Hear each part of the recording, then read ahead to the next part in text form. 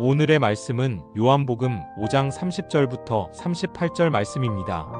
내가 아무것도 스스로 할 수 없노라. 듣는 대로 심판하노니 나는 나의 뜻대로 하려 하지 않고 나를 보내신 이의 뜻대로 하려 함으로 내 심판은 의로우니라. 내가 만일 나를 위하여 증언하면 내 증언은 참되지 아니하되 나를 위하여 증언하시는 이가 따로 있으니 나를 위하여 증언하시는 그 증언이 참인 줄 아노라.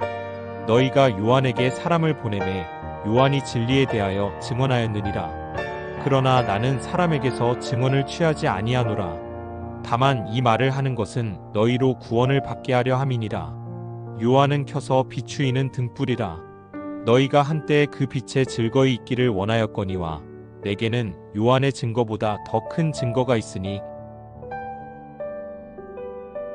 아버지께서 내게 주사 이루게 하시는 역사 곧 내가 아는 그 역사가 아버지께서 나를 보내신 것을 나를 위하여 증언하는 것이요 또한 나를 보내신 아버지께서 친히 나를 위하여 증언하셨느니라. 너희는 아무 때에도 그 음성을 듣지 못하였고 그 형상을 보지 못하였으며 그 말씀이 너희 속에 거하지 아니하니 이는 그가 보내신 이를 믿지 아니함이라. 네, 샬롬. 오늘도 말씀 앞에 나오신 여러분들을 축복합니다. 여러분은 다른 사람의 말을 잘 믿는 편인가요? 요즘은 안타깝게도 점점 믿을 수 없는 시대가 되어서 다른 사람의 말을 좀 쉽게 믿기가 어려워졌는데요. 그래서 증거나 증인이 있지 않고서는 내 말에 대한 어떤 신뢰성을 주기가 어려운 시대가 되었습니다. 그래서 CCTV나 블랙박스 등 어떤 그 상황을 증명해 줄 수 있는 어떤 영상들에 많이 의존하고 있지 않나 싶습니다.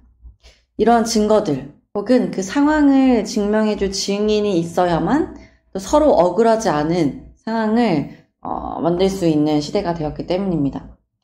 오늘 본문에서도 예수님께서는 자신을 증거해 줄 증인에 대해서 말씀해 주고 계십니다.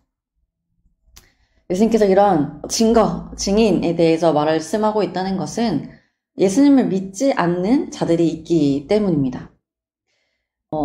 그런데 사람은 믿을 만한 존재가 아니기에 증인과 증거가 필요하지만 말씀이시자 빛이시고 또 하나님의 아들이신 예수님은 그 자체만으로도 진리이시기에 사실 증거나 증인이 필요 없는 분이십니다. 예수님이 예수님 스스로를 증명하신다 해도 문제가 되지 않는다는 거죠.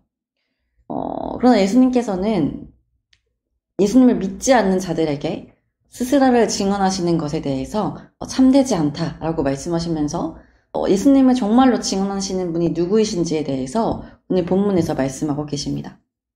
먼저 30절의 내용을 살펴봅시다.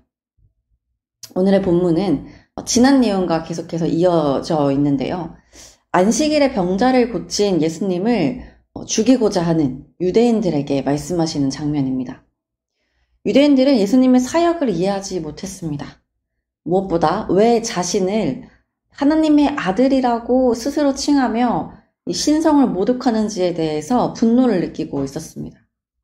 그러니까 예수님을 믿지 못하겠다라고 말하고 있는 것이죠. 이 예수님께서 이렇게 말씀을 이어가십니다. 예수님께서 행하시는 심판이 예수님 스스로의 의지나 원함이 아니라 온전히 하나님의 뜻에 따라 행해지고 있다라는 것입니다. 하나님의 뜻대로 행해지는 심판이기에 예수님의 심판은 의롭다고 말씀하고 계십니다. 그러나 예수님의 말이 신뢰성이 생기려면 이 말을 보증해주는 분이 계셔야 합니다.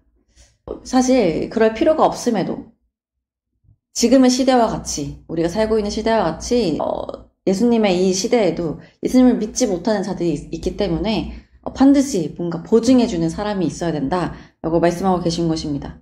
근데 그것이 누구라고 말씀하시고 계신가요? 그토록 유대인들을 믿고 따르고 있던 하나님이라고 말씀하고 계십니다.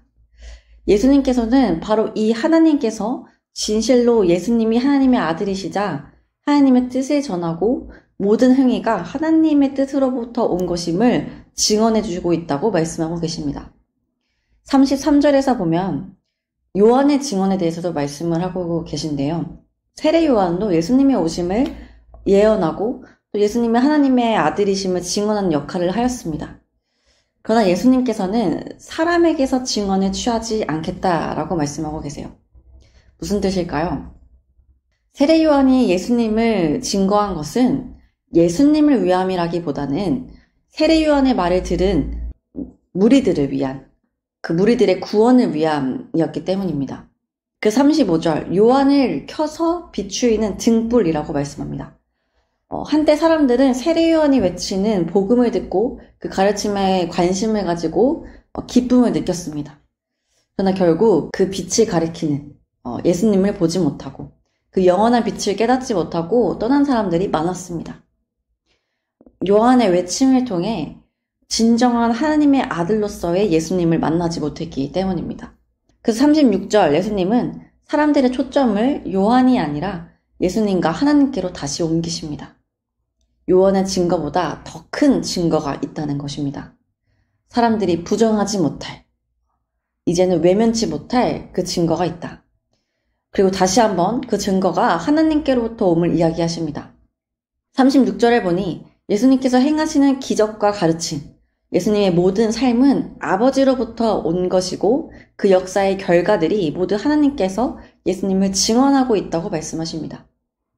특별히 5장에서 안식일에 38년 된 병자를 고치신 것은 예수님 스스로의 어떤 의지가 아니라 바로 하나님께서 원하셨던 일이고 하나님의 역사 가운데 일어난 일이라는 것이죠.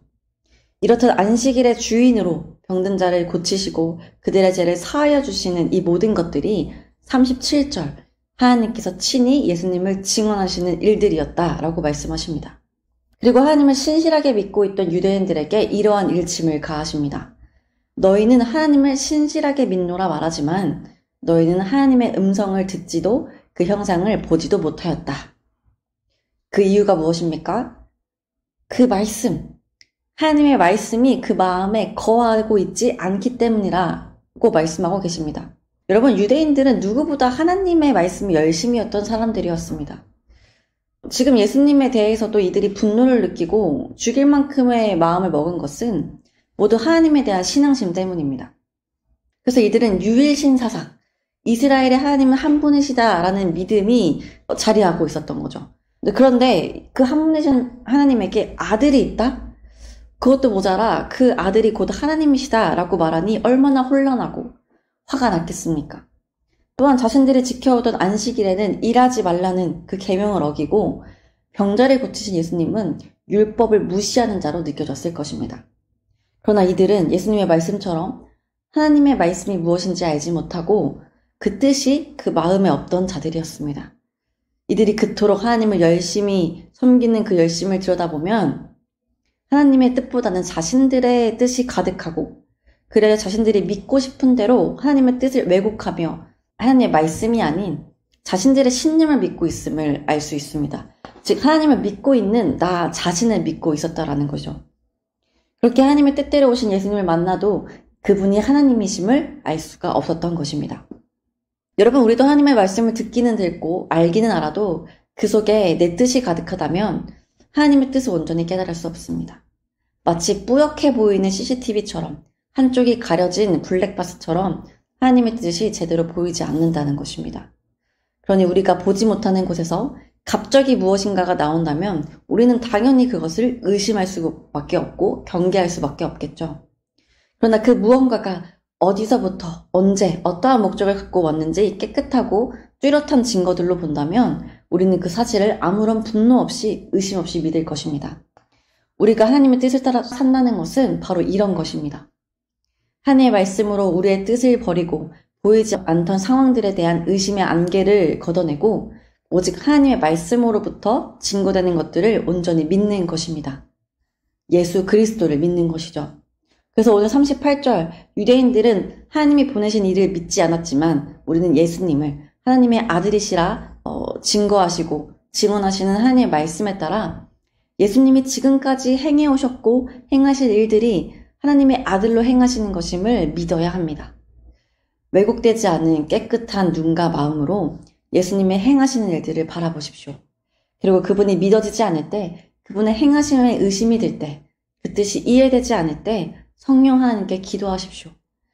성령께서 하나님의 뜻을 여러분들에게 알려주실 것이고, 성령께서 예수님의 모든 행하심에 대한 여러분들의 의심과 경계를 믿음으로 변화시켜 주실 것입니다. 그 믿음에 확신이 서셨다면 이제는 나아가 예수님을 전하시는 자들이 되기를 소망합니다. 유대인들처럼 예수님을 믿지 못해 분노하고 있는 자들에게 예수님이 왜 참 하나님의 아들이시며 우리의 구원자이신지를 담대하게 전하는 저와 여러분이 되기를 소망합니다. 함께 기도하겠습니다. 하나님, 오늘 말씀을 통해 하나님으로 이 땅에 인간의 옷을 입고 내려오신 예수님을 의심하는 자들의 모습을 보았습니다. 의심하는 것뿐만 아니라 예수님의 사역에 대해 이해하지 못하고 분을 품고 있는 자들의 모습을 보았습니다. 이들의 모습이 참 어리석고 정죄가 되지만 한편 찔리는 것은 우리 역시 예수님에 대해 의심할 때가 있다는 것입니다. 정말 하나님이신가? 정말 살아계신가? 정말 나의 죄를 용서하고 나를 구원하셨나? 주님, 우리는 너무나 연약하여 눈에 보이는 증거가 없으면 쉽게 믿지 못합니다. 그러나 예수님께서는 그 증인이 하나님이시오, 그 증거가 하나님의 행하심이라 하십니다. 주님, 우리가 육적인 것에서 그 증거를 찾는 것이 아닌 오직 하나님의 말씀에서 믿음의 증거를 찾게 하시고 또 우리 삶에서 행하시는 하나님의 일하심을 보며 그 살아계심을 확신하게 하옵소서. 또한 우리의 욕심과 뜻을 따라 얼룩진 의심의 빗장을 거두고 깨끗한 눈과 마음으로 하나님의 말씀을 대하기를 소망합니다. 이러한 믿음을 가지고 우리와 같이 예수님을 의심하고 있는 자들에게 담대히 예수님을 전할 수 있는 데까지 나아갈 수 있도록 인도하여 주옵소서. 오늘 이 말씀을 듣고 각자의 삶으로 나아가는 주의 청년들이 정말 주님에 대한 믿음의 확신을 가지고 나아가는 청년들 되기를 간절히 소망하며 귀하신 이름 예수님의 이름으로 기도드립니다. 아멘.